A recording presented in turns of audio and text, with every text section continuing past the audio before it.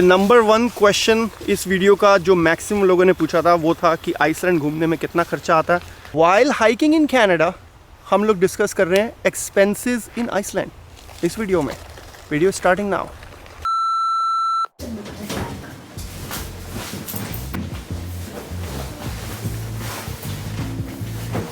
WhatsApp guys, welcome back to the channel. हम लोग वापस कनाडा आ चुके हैं। कनाडा के व्लॉग्स अब स्टार्ट हो जाएंगे। बट जो आइसलैंड की वीडियो में आप लोगों ने इतने सारे क्वेश्चंस पूछे थे, वो क्वेश्चंस थे कि आइसलैंड ट्रिप के क्या एक्सपेंसेस थे, what are the dos and don'ts, motor home से रिलेटेड कोई क्वेश्चन थे, और कुछ लोगों ने हमारे पर्सनल कि हम लोग कैसे प्लान करते हैं उसके अराउंड कुछ क्वेश्चंस पूछे थे। वो सारे क्वेश्चंस पूछने के लिए बहुत थैंक यू, और मैं कोशिश करूँगा इस वीडियो में मैक्सिमम क्वेश्चंस को मैं आंसर कर सकूँ। सो ये वीडियो काफ़ी लंबी होगी, बट मैं नीचे टाइम कोड कर दूंगा, डिस्क्रिप्शन में चैप्टर्स बना दूंगा ताकि आपको क्वेश्चंस ढूंढ के उसका आंसर ढूंढने में आसानी होगी। अभी हम लोग जा रहे हैं हाइकिंग करने के लिए अपने घर के पास ही, और वहाँ पे हाइकिंग करते करते आपके सवालों के मैं जवाब दूंगा। So let's start. और पहली बार है हम जाएंगे हाइकिंग। पहली बार क्यों है? जब से आए हम आए हैं आइसलैंड से। सबसे पहला क्वेश्चन था वीज़ा और ट्रैवल रिक्वायरमेंट्स के अराउंड, कि क्या वीज़ा चाहिए आइसलैंड में ट्रैवल करने के लिए, और इस टाइम क्या ट्रैवल रिस्ट्रिक्शंस और रिक्वायरमेंट्स हैं। सो अगर तो आपके पास कनाडा, यूएस या यूरोप की कंट्रीज़ के पासपोर्ट हैं, अगर आप वहाँ के सिटीज़न हो, तो मोस्ट लाइकली आपको कोई वीज़ा नहीं चाहिए, वीज़ा ऑन अराइवल भी नहीं चाहिए, कुछ नहीं चाहिए। जस्ट अपना पासपोर्ट प्रेजेंट करो और वो स्टैम्प कर देंगे आपको। अगर आपके पास में इंडिया का पासपोर्ट है या फिर पाकिस्तान या बांग्लादेश यहाँ के पासपोर्ट है अगर आपके पास में, तो उसके लिए आपको वीज़ा चाहिए होगा। सो आइसलैंड जो है वो शेंगन कंट्रीज़ का हिस्सा है, उसकी जो यूनियन है शेंगन का, तो शेंगन वीज़ा आपको अप्लाई करना पड़ेगा। मैं नीचे लिंक दे दूँगा। इस वीडियो में मैं सारी उसकी तो डिटेल आपको नहीं बता सकता, बट मैं नीचे लिंक कर दूँगा जहाँ पर आपको उसके बारे में और इन्फॉर्मेशन मिल जाएगी। इस टाइम दुनिया में अगर आप किसी भी कंट्री में हो, कोई भी पासपोर्ट है आपके पास, तो आप बहुत आसानी से आइसलैंड जा सकते हो, क्योंकि आइसलैंड एक ऐसी कंट्री है जहाँ पे 85% से ज़्यादा वैक्सीनेशन हो चुकी है। सो वो एक्चुअली में इनकरेज कर रहे हैं कि टूरिस्ट बाहर की कंट्री से आएँ। अगर आप वैक्सीनेटेड हो तो आपको कोई क्वारंटीन की रिक्वायरमेंट नहीं है, बट आपको एक कोविड नेगेटिव टेस्ट लेके जाना पड़ेगा, जिसमें कि PCR या एंटीजन, रैपिड एंटीजन जो होता है वो दोनों वैलिड है। सो हम लोग जो रैपिड एंटीजन टेस्ट यहाँ से करवा के गए थे कनाडा से, we went to Shoppers Drug Mart, जो $40 चार्ज करते हैं पर पर्सन। बच्चों का उसमें रिक्वायरमेंट नहीं है। सो जो आई थिंक 16 ईयर्स से कम की एज के बच्चे हैं उनके लिए रिक्वायर्ड नहीं है। बट मैं डिटेल भी उसका भी लिंक नीचे कर देता हूँ, क्योंकि ये रूल्स जो आइसलैंड गवर्नमेंट के भी जो रूल्स हैं वो हर थोड़े दिन में चेंज हो जाते हैं डिपेंडिंग ऑन क्या सिचुएशन है। तो वो भी मैं नीचे लिंक कर दूँगा। सो वो आप ज़रूर देख के फिर अपनी ट्रैवल करना।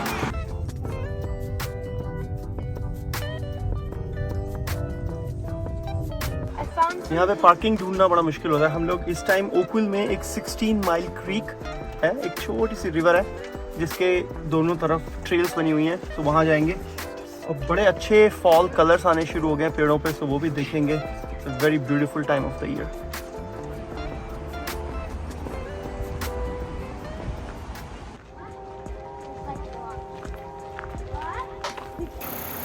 It's gotten browner, right, Papa?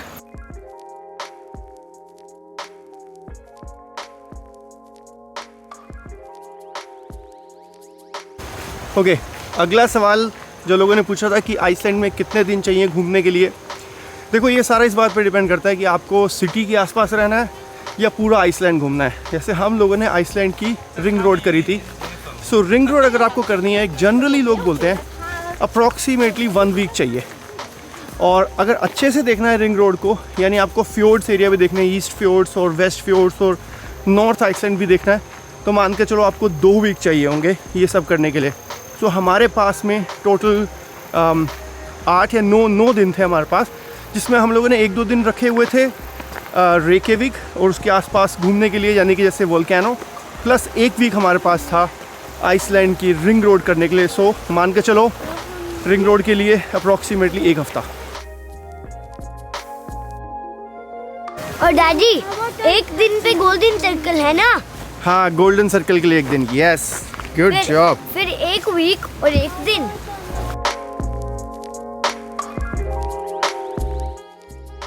और एक बात और कि आइसलैंड का वेदर बहुत ज़्यादा ख़राब हो सकता है और कई दिन तक लगातार ख़राब रह सकता है। और अगर आप पहले देख कर गए हो कि वेदर अच्छा होने वाला है, तब भी वो प्रेडिक्शन कभी भी उसकी गलत हो सकती है।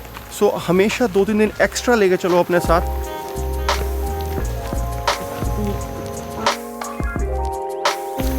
ओके, नेक्स्ट क्वेश्चन है कि आइसलैंड घूमने के लिए बेस्ट सीज़न कौन सा है, यानी best month of the year कौन सा है। डिपेंड करता है कि आपको किस तरह से घूमना पसंद है। यानी आप एक तो ये कि आप कितनी विंटर वहाँ पे झेल सकते हो। 3 जो महीने हैं जून, जुलाई, अगस्त, इसमें वेदर काफ़ी माइल्ड होता है। वहाँ के हिसाब से गर्मी होती है, यानी 12-13 डिग्री। इस बार तो एक्चुअली बहुत ज़्यादा गर्मी थी वहाँ पे, 18-20 डिग्री, 22 डिग्री तक भी टेम्परेचर गया हुआ था, I think because of global warming. But generally ये 3 महीने ऐसे होते हैं जो वहाँ गर्म होते हैं। लेकिन इस 3 महीनों के भी फ़ायदे भी हैं और नुकसान भी हैं। एक फ़ायदा ये है कि सूरज कभी छुपता नहीं, क्योंकि सूरज छुपता नहीं है तो रात को 2 बजे भी अगर आपको वाटरफॉल देखने जाना है तो आप जा सकते हो।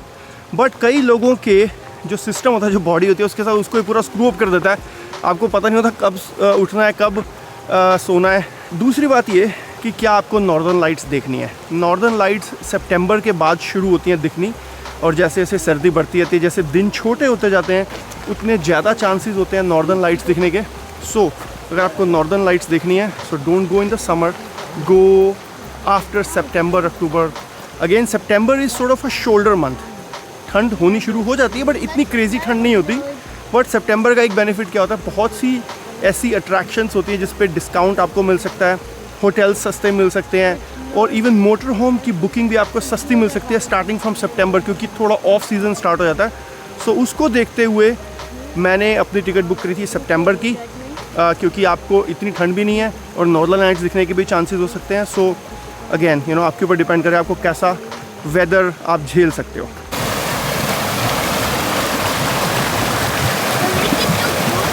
ओके, अगले कुछ क्वेश्चंस थे मोटर होम रिलेटेड, कि हम लोगों ने मोटर होम क्यों लिया, हम लोग होटल्स में क्यों नहीं रुके। सो इसको डिस्कस करते हैं। Motor home I think is the best way to see Iceland. एक तो ये रीज़न है कि आपके पास में, अच्छा पहले ये समझ लेते हैं कि मोटर होम एक्चुअली बहुत अलग अलग तरह की होती हैं। हमने जो ली थी वो थी फुल मोटर होम, जिसके अंदर किचन भी है और फिर वॉशरूम भी है, फुल वॉशरूम है, आपके टॉयलेट भी है और शावर भी है। एक अलग अलग तरह की होती हैं basically. The other type is camper van. उसमें एक वैन को कन्वर्ट किया था, उसमें बेड होते हैं, मोस्टली छोटा स्टोव होता है, बट वॉशरूम नहीं होते। सो अब ये डिपेंड करेगा कि आप बच्चों के साथ आ रहे हो या नहीं आ रहे, क्योंकि बच्चों के साथ थोड़ा डिफ़िकल्ट होता है कि वॉशरूम के बिना काम चलाना। सो इसीलिए हम लोगों ने मोटर होम लिया था। इसके अलावा कई लोग कार्स लेते हैं और कैंप ग्राउंड्स में कैंपिंग करते हैं। द रीज़न इज़ क्योंकि होटल्स जो हैं एक तो एक्सपेंसिव पड़ते हैं, और दूसरी बात है होटल के हिसाब से आपको प्लान करना पड़ता है। You can not be flexible कि अब मान लो मुझे होटल में रुकना है आज रात को, तो कुछ भी हो, चाहे वो 2 घंटे भी अभी ड्राइव बची हो, मेरे को वहाँ जाना पड़ेगा और वहाँ रुकना पड़ेगा। व्हाट इफ़ मौसम बहुत ख़राब है, क्योंकि जो कैंप साइट हैं आपको हर थोड़ी दूरी में मिल जाती हैं, आधे घंटे में 1 घंटे में आपको कैंप साइट मिल जाती हैं, और जहाँ फेमस अट्रैक्शंस हैं उसके आसपास कैंप साइट्स हैं। सो इसीलिए वो काफ़ी ज़्यादा बेटर रहता है कि अगर आप कैंप साइट में रुक सको। अब कैंप साइट में रुकने के 3 तरीके मैंने आपको बताए। बहुत से लोग कार पे घूमते हैं और अपना टेंट सेटअप करते हैं, फिर कुछ लोग कैंपर वैन पे, और फिर कुछ लोग मोटर होम पे। अगर आपको रोज़ एक नए होटल में रुकना हो या रोज़ एक नई जगह पे रुकना हो, तो होटल में रुकने में बहुत ज़्यादा टाइम वेस्ट होता है। होटल का नॉर्मली चेक इन होता है 3 या 4 बजे, और सुबह 10 से 11 बजे आपको चेकआउट करना पड़ता है। तो अपना सामान लेके जाओ रूम में, सारे अपने बैग्स लेके जाओ, फिर उसको सेट करो, फिर सुबह सुबह उठो, वहाँ से निकलो। मुझे लगता है आधा दिन तो आपका चेक इन चेकआउट में निकल जाएगा। तो अगर आप एक ही जगह पे जा रहे हो जहाँ आप 3-4 दिन होटल में रुक सकते हो, then hotel is a better choice. But अगर आप को रोज़ नई जगह पे रुकना है, यानी कि आप जैसे सर्कल अराउंड आइसलैंड कर रहे हो, रोज़ नई जगह पे रुकना है, then I think camp site with your camp or motor home is a better option. अगला क्वेश्चन पूछा हुआ था किसी ने कि क्या आपका ड्राइवर्स लाइसेंस आपकी कंट्री का आइसलैंड में चल जाता है। The answer is mostly yes. अगर आपका US, कनाडा या यूरोप में कहीं का भी ड्राइवर्स लाइसेंस है, तो फिर आपको कुछ भी और नहीं चाहिए। एज लॉन्ग एज आपका ड्राइवर्स लाइसेंस इंग्लिश में है तो आसानी से एक्सेप्ट कर लेते हैं। अगर किसी और लैंग्वेज में है, then it is always advisable कि कि आप अपने साथ इंटरनेशनल ड्राइवर्स परमिट लेके आओ। बहुत आसानी से अलग अलग सेंटर्स बने होते हैं यहाँ भी, जैसे कनाडा में CAA बना देता है आपका ड्राइवर्स लाइसेंस, आई थिंक $25 में इंटरनेशनल ड्राइवर्स परमिट, और वो आप ले सकते हो। इंडिया से आ रहे हो तो मैं आपको यही सलाह दूंगा कि अपना इंटरनेशनल ड्राइवर्स परमिट लेके आओ, क्योंकि कई जगह पे वो पेपर वाले अभी भी पुराने लोगों के पास ड्राइवर्स लाइसेंस होते हैं, तो उसमें इशू आ सकता है। So definitely bring international drivers permit. फिर क्या मोटर होम चलाना आसान होता है? वेल इट्स नॉट, मैं ये नहीं कहूँगा कि बहुत मुश्किल होता है, लेकिन थोड़ा डिफ़िकल्ट होता है, क्योंकि वो टर्निंग वगैरह में आपको देखना पड़ता है, because it's much longer than your car, जो आपको कार चलाने की आदत होगी। सो पर आई थिंक आप थोड़ा चलाते हो, 1-2 दिन में आपको पता भी नहीं चलता आप कार चला रहे हो या मोटर होम चला रहे हो, 1-2 दिन में आदत हो जाती है, बट शुरू में थोड़ी दिक्कत होगी। अगला सवाल किसी ने पूछा हुआ था कि क्या मोटर होम के साथ आपको ड्राइवर मिल सकता है जो आपको घुमा दे Iceland? I don't really think so, मेरी नॉलेज में तो नहीं है, मुझे लगता नहीं कि ऐसा होगा। जनरली यूरोपियन कंट्रीज़ में, नॉर्थ अमेरिका में, जब भी आप मोटर होम या कार रेंटल करते हो आपको खुद ही ड्राइव करनी पड़ती हैं। इसके अलावा आपके पास गाइडेड टूर की ऑप्शंस होती हैं, यानी वो आपको गाइडेड टूर में ले जाएंगे जिसकी पहले से आइटिनरी फिक्स होगी और उनकी अपनी वो बस वगैरह जो होगी, बट उसमें किचन और वॉशरूम्स वगैरह नहीं होते। सो आपको खुद ही ड्राइव करनी पड़ेगी अगर आप मोटर होम रेंट पे लेते हो तो। नेक्स्ट क्वेश्चन, क्या आप अपनी मोटर होम को कहीं भी पार्किंग लगा के सो सकते हो? The answer is no. Designated camping grounds हैं, आप वहीं पे ही आपको जाना पड़ेगा। पहले किसी ज़माने में हुआ करता था कि आप कहीं भी गाड़ी लगाओ और वहीं सो जाओ, but that is not allowed anymore.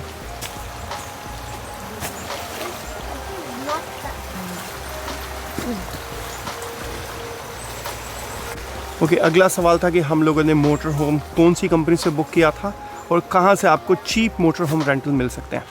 हमने जिस कंपनी की मोटर होम ली थी उसका नाम था यूरोप कार, बट हम लोगों ने डायरेक्ट उनसे बुक नहीं की थी। एक थर्ड पार्टी है जो कि काइंड ऑफ कोलैबोरेटर हैं, जहाँ पे अलग अलग कंपनी की आप मोटर होम बुक कर सकते हो, जिसका नाम है motorhomeiceland.com, ये वेबसाइट है। तो मैं ऐसी कई सारी और वेबसाइट्स हैं, मैं नीचे 1-2 के लिंक भी कर दूँगा, उन वेबसाइट पे जाके आप डील्स देख सकते हो। जनरली मोटर होम के प्राइसेस डिपेंड करते हैं सीज़न पे। Next question, can you see Iceland without a motor home or a car? The answer is yes, but आपकी ऑप्शंस बहुत लिमिटेड होंगी। सो 2 मेजर बिग सिटीज़ हैं आइसलैंड में, Reykjavik जो कि आइसलैंड की कैपिटल है, and second one is Akureyri. Iceland की कैपिटल के आसपास बहुत चीज़ें देखने की हैं और वहाँ से बहुत सारे गाइडेड टूर्स जाते हैं जिनकी बसेस जाती हैं। For example one very famous is golden circle. Golden circle पे 6-7 ऐसी अट्रैक्शन है जो पूरी बस आपको घुमाएगी और आप घूम के आ जाओ। बट अगर आप सोचो कि रिंग रोड जो कि मेजर जो बहुत लोग करते हैं, जैसे जो हमने किया था, उसमें आपकी ऑप्शंस बहुत लिमिटेड हो जाएंगी और ना के बराबर हैं। So getting a car is highly recommended, but इसका मतलब ये नहीं है कि आप कुछ घूम नहीं पाओगे। इवन जो वोल्केनो था वहाँ के लिए भी टैक्सीज़ और गाइडेड टूर रेकियाविक सिटी से चले जाते हैं।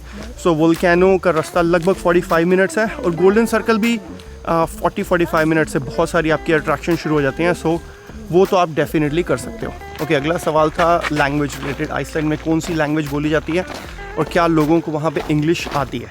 आइसलैंड की लैंग्वेज है आइसलैंडिक और 99% लोगों को इंग्लिश बोलनी आती है। बहुत लोगों को टूटी फूटी आती है, लेकिन काम चलाओ तो हर कोई बोल ही लेता है। हमारे साथ सिर्फ एक बार ऐसा हुआ, हम एक कैंपिंग साइट पे गए थे जहाँ बहुत ही जो उसको मैनेज जो ओनर थे वो बहुत ही बूढ़े लोग थे, 75 प्लस उनकी एज होगी, उनको बिल्कुल इंग्लिश नहीं बोलनी आती थी। बट उसके अलावा हमारे को कोई भी ऐसा नहीं मिला कि जिसको इंग्लिश ना बोलनी आती हो। सो वो आपको बिल्कुल प्रॉब्लम नहीं आएगी अगर आप इंग्लिश बोलते हो। आइसलैंड आप बहुत आसानी से घूम सकते हो। हमको बहुत ज़्यादा हिंदी पीपल भी मिले हैं क्योंकि वो पीपल इंडिया में थे और हमको इंडिया स्क्वाड भी मिले थे। Very nice. ओके, अगला सवाल, क्या आइसलैंड सेफ है स्पेशली ब्राउन स्किन लोगों के लिए और इंडियन लोगों के लिए? Iceland is very very safe. Iceland दुनिया की सबसे सेफेस्ट कंट्रीज़ में से एक है और लोग भी बहुत वेलकमिंग है, बहुत हेल्पफुल है। 2-3 जगह पे हम लोगों ने लोगों से कुछ गाइडेंस ली, पूछा इवन शॉप में गए थे, वहाँ पे बच्चों के जब हम लोगों ने रेन पैंट्स ली थी तो उस लेडी ने भी हमारे को बहुत हेल्प करी। ओवरऑल बहुत हेल्पफुल लोग हैं और सेफ्टी इशू तो बिल्कुल है ही नहीं। आंखें बंद करके आपने देखा ना, हमारा बैग गुम गया था, 8 दिन के बाद वो बैग मिल गया, तो किसी ने पुलिस को लौटा दिया था और फाइनली हमें मिल गया।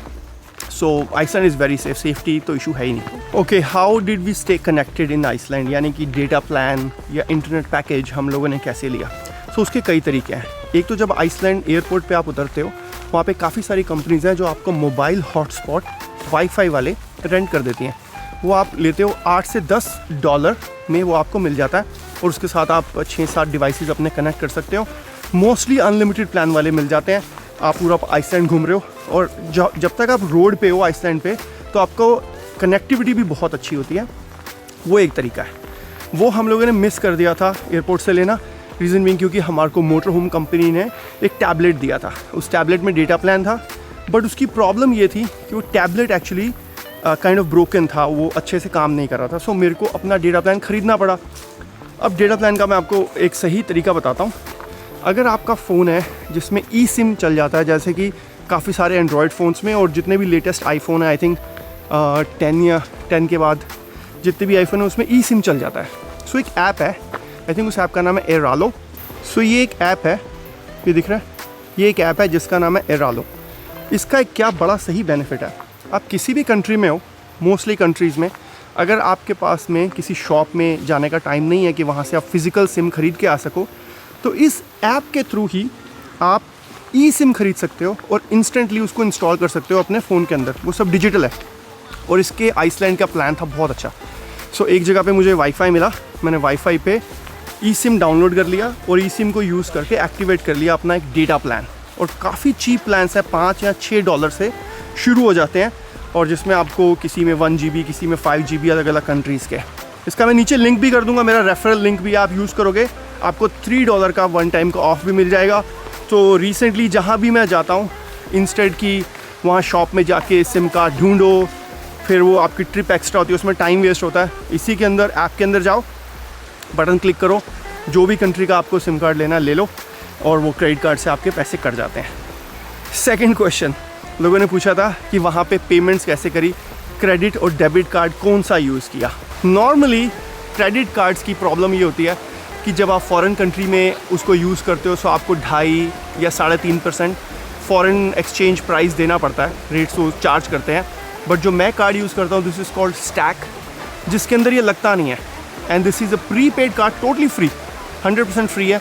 सो फॉर एग्जांपल मैं जा रहा हूँ, मुझे लगा कि मेरा $2000 का खर्चा आएगा लगभग, सपोज़, तो मैंने 2000 उसमें पहले डाल दिए। सो वो 2000 ही मेरे रहेंगे। वो कार्ड अगर गुम भी हो जाए तो भी मुझे कोई ज़्यादा टेंशन नहीं है और पिन प्रोटेक्टेड है, ऑनलाइन भी यूज़ कर सकते हो सब। सो उसका भी मैं नीचे लिंक करता हूँ, वो भी मेरा रेफरल कोड है। आई थिंक $5 मिलेंगे अगर आप वो यूज़ करोगे, but this is totally free अगर आप उसको यूज़ करना चाहते हैं। There is the best part is no foreign currency exchange price जो आपको पे नहीं करना पड़ता। What, cycle to bring your bikes? Yeah, the bike is for later. Yeah, just put your bike and up you go. Hold on to this. We did one. We did one.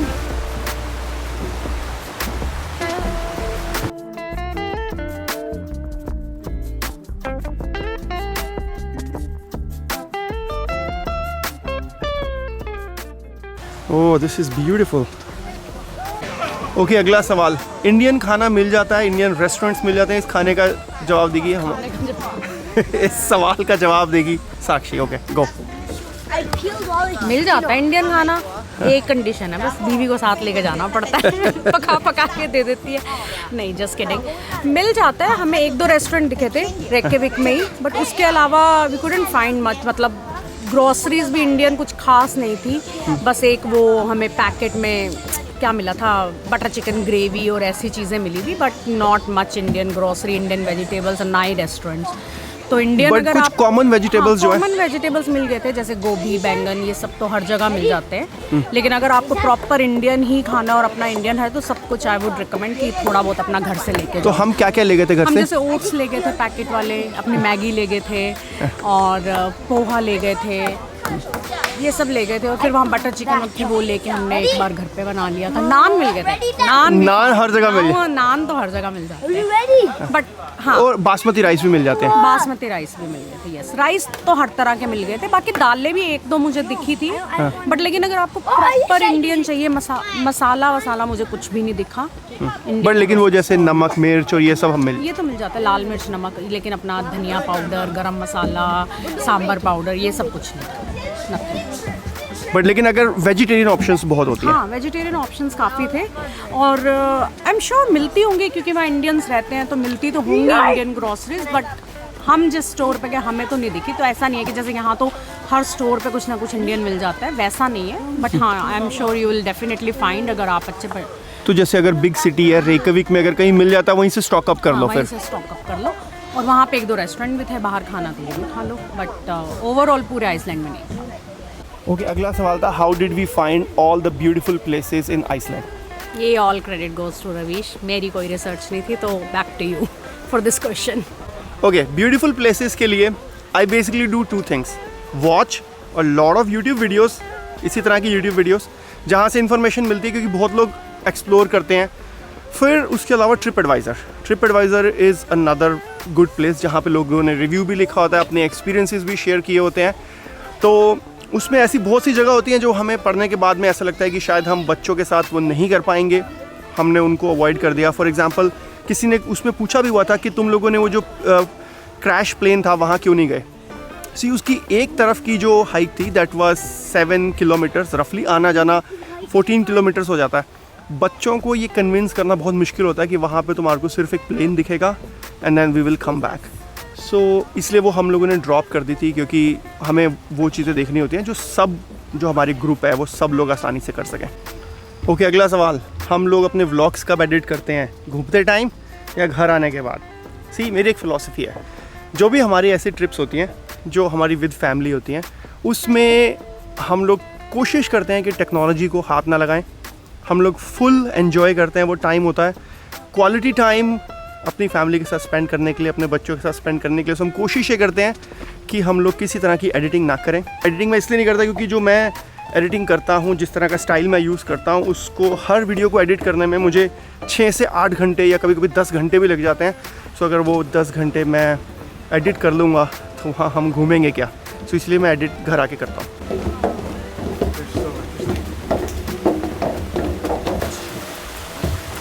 Is it hard? Not really. Not really?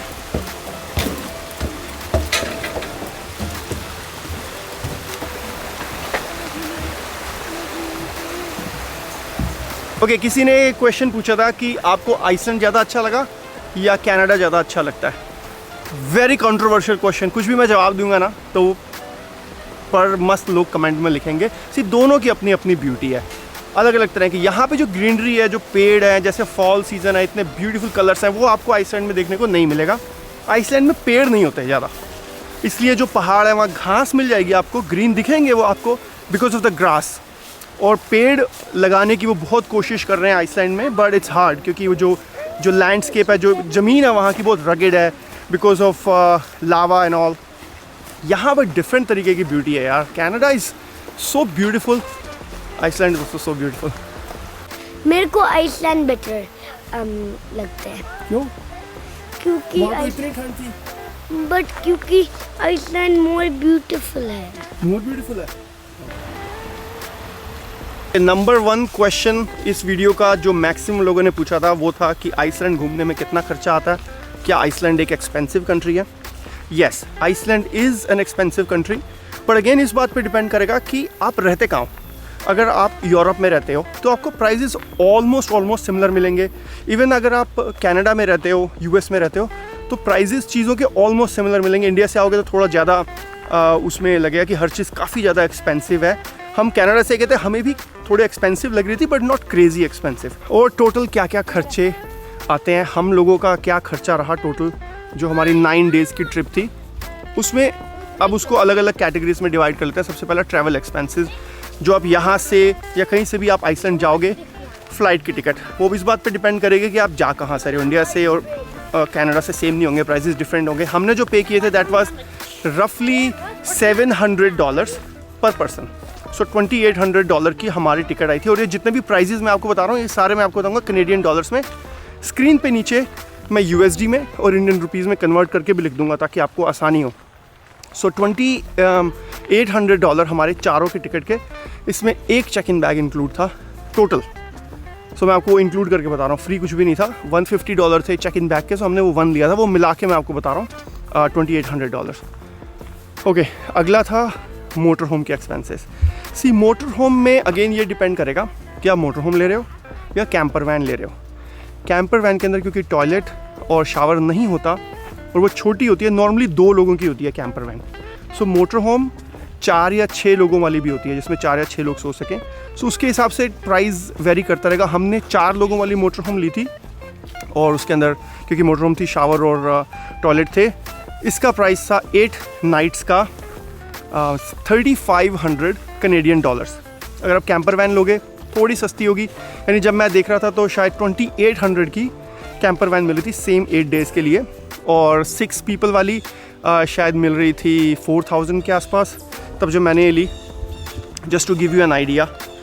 Again ये depend करेगा कि कौन से season में आप ये rental ले रहे हो, क्योंकि ये सितंबर था। सितंबर इज़ अ शोल्डर मंथ जहाँ पे थोड़ा काइंड ऑफ ऑफ सीज़न शुरू होता है। They are not very cheap deals but थोड़े प्राइजेस सस्ते होने शुरू होते हैं। यानी अगर मैं 1 हफ्ते पहले इसको बुक करता सो 3500 की बजाय ये शायद 3800 में मुझे मिल रही थी 8 नाइट्स के लिए। ओके, नेक्स्ट मेजर एक्सपेंस था कैंपिंग ग्राउंड में रुकने का। जब आप वहाँ रहते हो सो आपको पर पर्सन नॉर्मली पे करना पड़ता है मोस्टली कैंप ग्राउंड्स में। और कनेडियन डॉलर में बात करें तो $15 से $20 पर पर्सन लगते हैं। बच्चे फ्री होते हैं। अगर हम 2 लोगों का मान कर चलें तो $30 to $50 ये हम लोगों ने पे किया इंक्लूडिंग इलेक्ट्रिसिटी। किसी किसी जगह पे हमने अल्टरनेट डे पे इलेक्ट्रिसिटी हम लोग लेते थे। मोटर होम की बैटरी इतनी चार्ज हो जाती थी कि हमारा एक दिन बिना इलेक्ट्रिसिटी यूज़ किए चार्ज चल जाता था, वो बैटरी पे चल जाता था। अगले दिन फिर हम लोग इलेक्ट्रिसिटी ले लेते थे। सो किसी दिन हमारा $30 $35 ऐसे चार्ज आता था। फिर नॉर्मली $10 से $12 इलेक्ट्रिसिटी के होते हैं। सो अप टू $50 तक पर नाइट का वो आपको मान के चलना पड़ेगा। सो रफली जो है हमने 8 नाइट्स के आई थिंक $350 समथिंग शायद हम लोगों ने टोटल हमारे चार्जेस बने थे। नेक्स्ट मेजर एक्सपेंस होता है आपका जो मोटर होम या कार होगी उसमें पेट्रोल या डीजल डलवाओगे। हमारी मोटर होम डीजल से चलती थी। सो $440 टोटल डीजल लगा था और हमने जो चलाई थी वो थी 2100 किलोमीटर्स रफली। और जो डीजल का प्राइस है वो बताता हूँ, आई थिंक 240 क्रोनास था विच इज़ रफली $2.40 per litre, which is very expensive as compare to North America. I think Europe में और भी कंट्रीज़ हैं जहाँ पे शायद आइसलैंड से भी ज़्यादा महंगा पेट्रोल है। बट जनरली काफ़ी महंगा है फ्यूल वहाँ पे as compare to lot of other places. इस जगह पे क्या ब्यूटीफुल फॉल कलर्स हैं और पूरा इस एक ब्रिज सा बना हुआ है, इस पे नीचे पूरे पत्ते गिरे पड़े हैं। ब्यूटीफुल, ये कनाडा की ब्यूटी है। ओके, अगली जो मेजर आइटम थी एक्सपेंसेस में वो होती है आपकी अट्रैक्शंस। अब अट्रैक्शंस में ऐसे ही है जितनी ज़्यादा अट्रैक्शंस आप करना चाहो। मोटा मोटा मुझे याद आ रहा है हमने 2 मेजर अट्रैक्शंस करी थी। एक तो जोकुल सार्लोन में आइसबर्ग लगून है, वहाँ पे हम लोगों ने एक एम्फीबियन बोट राइड करी थी। वो आई थिंक $70 पर पर्सन थी हमारी। सो $260 या $280 ऐसे मुझे को ध्यान आ रहा है जो हमारे लगे थे। इसके अलावा हमने एक अट्रैक्शन और कौन सी करी थी, दूसरा मेजर एक्सपेंस था ब्लू लगून। ब्लू लगून सिर्फ एडल्ट्स की टिकट्स थी, बच्चे फ्री थे। That was around $100 Canadian dollars. सो वो $200 हमारे वहाँ लगे थे। इसके अलावा मेजर मैक्सिमम अट्रैक्शंस फ्री होती हैं बट आपको पार्किंग के जिस भी जगह पे आप जाओगे $8 से $10 के बीच में आपको हर जगह पे पे करने पड़ते हैं। और बहुत सी जगह पे तो पार्किंग भी फ्री है और अट्रैक्शंस भी फ्री हैं। ओके, वापस से आ रहे हैं साक्षी के उसके ऊपर एक्सपर्टीज़ को लेते हैं ग्रोसरी के एक्सपेंसेस। सो ग्रोसरी के वैसे तो जितनी ज़्यादा आप करो वो आपके हाथ में होती है ग्रोसरी, बट साक्षी से एक आइडिया लेते हैं कि कितनी महंगी लगी और कितने टोटल खर्चा आया होगा। महंगी मैं कहूँगी कनाडा से थोड़ी सी एक्सपेंसिव थी, बहुत ज़्यादा फ़र्क नहीं कहूँगी। लेकिन हाँ, जैसे हमने 3 बार ग्रॉसरी करी तो हर बार मेरे $120-130 हुए। तो ये 10 दिन में मैंने ऑलमोस्ट $350-400 की ग्रॉसरीज करी हैं।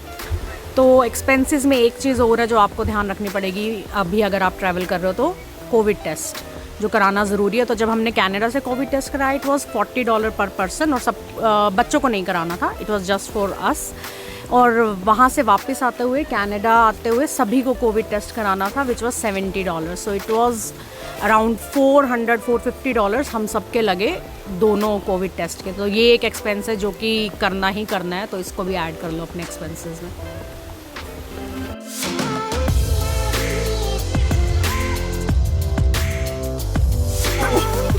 इस कैमरे पे मत मारो यार।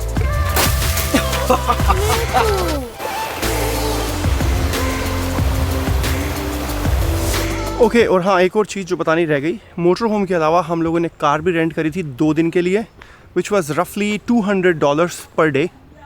और उसके अलावा होटल भी रुके थे हम लोग 2 दिन के लिए, दैट वाज रफली $180 पर डे।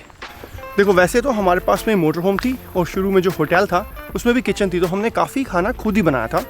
बट अगर मान लो आपके पास ऐसी फैसिलिटी नहीं है खाना बनाने की, आपको सिर्फ रेस्टोरेंट्स वगैरह पे सर्वाइव करना पड़ रहा है, तो एक मोटा मोटा कोस्ट देता हूँ, मान के चलो $25 to $30 पर पर्सन पर मील ये आपके लगेंगे, and that is on the cheaper side.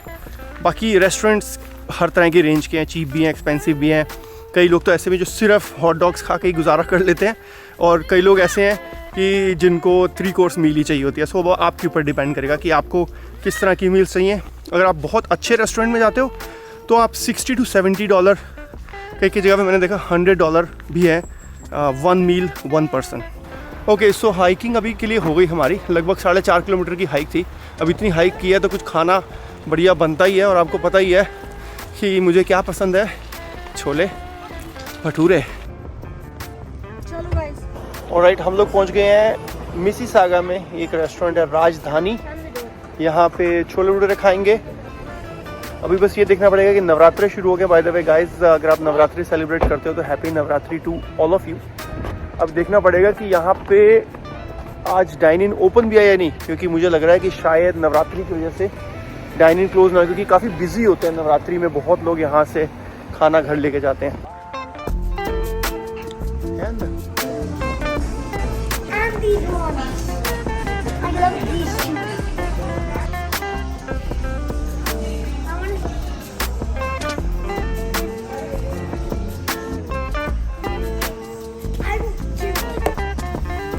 Chole bhature से पहले मिठाई, ये क्या चीज़ है? छेना। अच्छा छेना।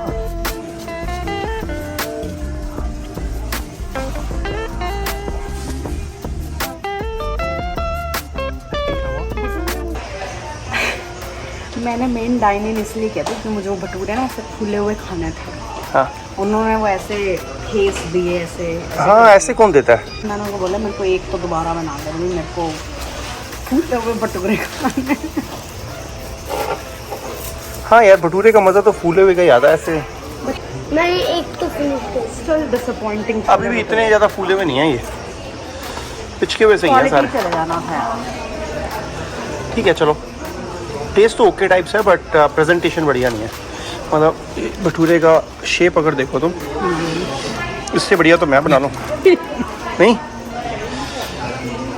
ठीक है, छोले ठीक है, टेस्ट ठीक है छोलों का, not bad, but bhatura disappointing, quality लाना पड़ेगा। एक सवाल का जवाब मेरा रह गया बताना, वो ये था, जो लोग पूछ रहे थे कि भाई तुम लोग ट्रैवल इतना काम के साथ कैसे करते हो। मेरी भी फुल टाइम जॉब है, साक्षी की भी फुल टाइम जॉब है, और बच्चों की फुल टाइम स्टडीज़ हैं।